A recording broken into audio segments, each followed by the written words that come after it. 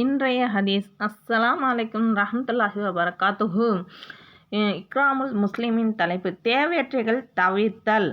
அன்பான சகோதரர்களே, நபி ஸல்லல்லாஹு அலைஹி வஸல்லம் அவர்களின் வாழ்க்கையை நாம் கவனிச்சா அவர்களுக்கு எங்களுக்கு சொல்லித்தந்த சில முக்கியமான ஒரு அம்சம் என்னன்னா, தேவையில்லாத பேச்சை தவிர்த்தல். இக்ராமுல் முஸ்லிமின் கிதாபில் ஒரு அருமையான ஹதீஸ் சொல்லப்படுகிறது.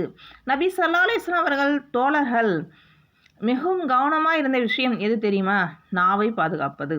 அவர் பேசுறதுக்கு முன்னாடி யோசிப்பாங்க, இந்த பேச்சு பயன் தருமா, இல்லைன்னா அதை விட்டுடுவாங்க. ஒரு முறை கேட்டார்களாம், என்ன காரணத்தால் மனிதன் அதிகமாக பாவத்தில் விழுறான்?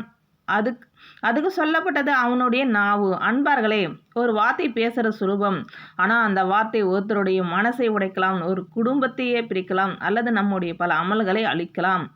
ஆனால் நான் நபி ஸல்லல்லாஹு அலைஹி வஸல்லம் சொன்னாங்க, அல்லாஹ்வையும் இறுதி நாளையும் நம்புகிறவன் நல்லதை பேசட்டும், இல்லையெனில் மௌனமாக இருக்கட்டும் என்று. நம்ம வாழ்க்கையில் வீணான பேச்சு, பிறரை பற்றி பேசுறது, பயனில்லாத விவாதம், இதெல்லாம் அதிகமாக இருக்குது. சகோதரர்களே, மௌனமாக இருப்பது பல நேரங்களில் ஒரு இபாதத்.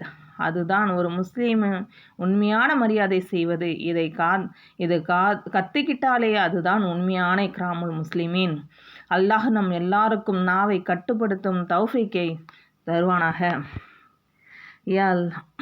தௌஃபிக் தருவானா. யா அல்லாஹ், எங்களுடைய நாவை நீ பாதுகாத்துக்கொள், தேவையில்லாத பேச்சில் எங்களை காப்பாற்று, நல்லதை மட்டும் பேசும் நாவை எங்களுக்கு மௌனமாக இருக்க வேண்டிய இடத்தில் அதை இபாதத்தாக மாற்றிக்கொடு.